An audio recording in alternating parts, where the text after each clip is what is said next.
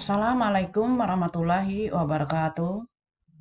Alhamdulillah, tidak henti-hentinya kita mengucapkan puji syukur kepada Allah Subhanahu wa Ta'ala karena selalu memberikan kesehatan kepada kita. Semoga anak-anak pun selalu dalam keadaan sehat walafiat. Salam juga buat keluarga dan semua di rumah. Salam sehat dan bahagia selalu. Nah, anak-anak, hari ini kita belajar tentang pelaporan teks laporan percobaan. Mungkin kalian masih ingat tentang materi kita sebelumnya. Pada pelajaran yang lalu, kita membahas tentang struktur dan kebahasaan teks laporan percobaan. Nah, anak-anak, pada materi kita hari ini, kita membahas tentang pelaporan teks laporan percobaan. Nah, pada pertemuan kali ini, kita mempelajari tentang kompetensi dasar yaitu 4.2 tentang menyajikan tujuan, bahan atau alat, langkah dan hasil dalam laporan percobaan secara tertulis dan lisan dengan memperhatikan kelengkapan data, struktur, aspek kebahasaan, dan aspek lisan. Nah, anak-anak ibu yang berbahagia, mungkin kalian sudah mengetahui apa yang dimaksud dengan teks laporan percobaan. Nah, teks laporan percobaan adalah teks yang berisi laporan dari kegiatan percobaan atau eksperimen. Nah, jadi, teks laporan percobaan ini adalah termasuk salah satu jenis karya tulis berisi informasi. Informasi ini merupakan hasil percobaan, pengamatan, dan penelitian. Nah, sebelum kita menyusun teks laporan percobaan, terlebih dahulu kita membuat kerangka teks. Ini ada beberapa langkah dalam menyusun kerangka teks laporan percobaan. Yang pertama adalah, ini membacakan langkah-langkah dalam menyusun kerangka teks laporan percobaan. 1. Menentukan judul percobaan sesuai dengan objek yang diamati atau diteliti. Kenapa harus kita menentukan judul? Judul adalah cerminan dari objek percobaan. Judul laporan percobaan dirumuskan dalam bentuk kalimat secara jelas, singkat, padat, dan komunikatif. Judul harus objektif dan sesuai dengan objek yang diamati atau diteliti. Kemudian, langkah yang kedua yaitu menyusun tujuan percobaan berdasarkan percobaan yang telah dilakukan.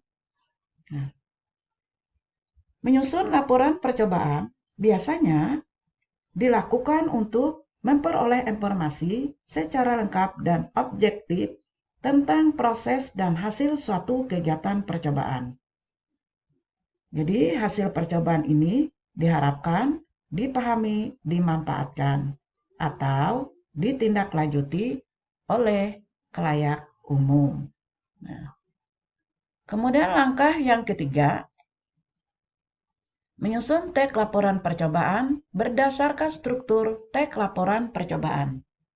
Nah, jadi menyusun teks laporan percobaan berdasarkan struktur teks laporan percobaan, yaitu struktur teks percobaan dimulai dengan tujuan percobaan. Setelah itu ada hipotesis. Kemudian ada alat dan bahan yang dibutuhkan dalam percobaan. Kemudian ada prosedur percobaan.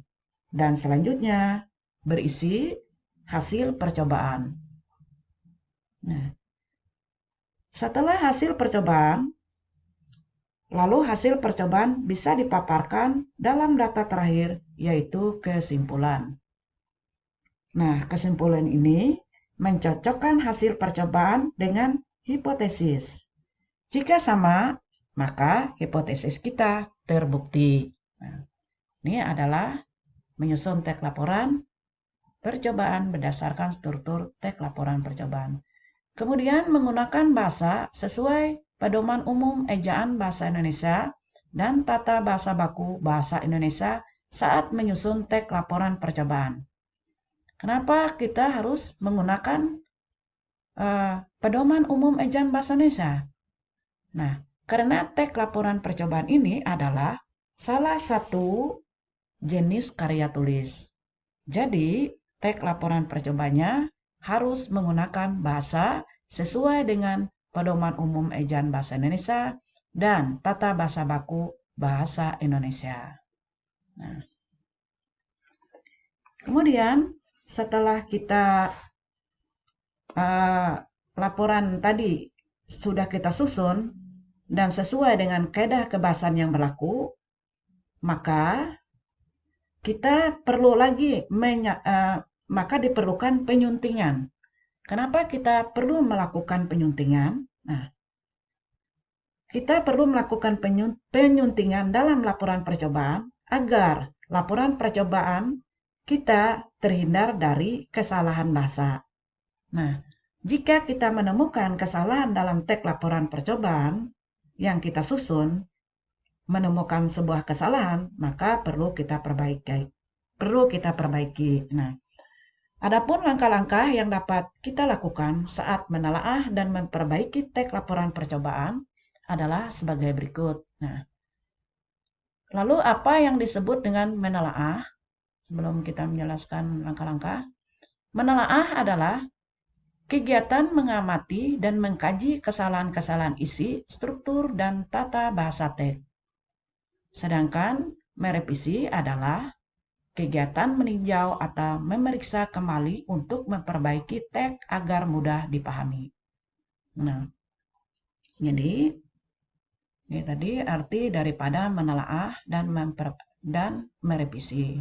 Nah, langkah-langkah menelaah dan memperbaiki teks laporan percobaan yang pertama adalah, kita kembali ke sini lagi, yaitu 1.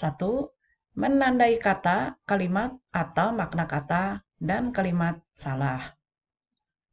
Kemudian memperbaiki kata, kalimat atau makna dan kalimat sesuai dengan unsur kebahasaan.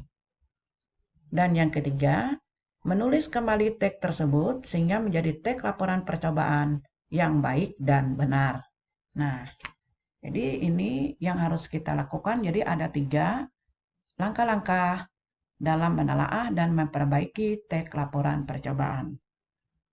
Nah, baiklah anak-anak, mungkin ini dulu yang dapat Ibu sampaikan, yaitu tentang materi kita pelaporan teks laporan percobaan.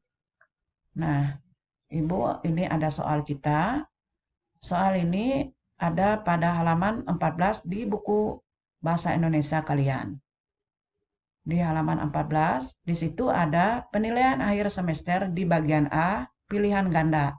Kalian menjawab PG, pilihan ganda, dari nomor 1 sampai nomor 10. Jadi ada 10 soal di buku kalian di halaman 14. Nah, anak-anak, selamat bekerja, semoga sehat dan sukses selalu. Mungkin hanya ini dulu yang dapat Ibu sampaikan. Salah hilap, mohon maaf. Terima kasih atas perhatiannya. Semoga bermanfaat. Dan Ibu akhiri. Assalamualaikum warahmatullahi wabarakatuh.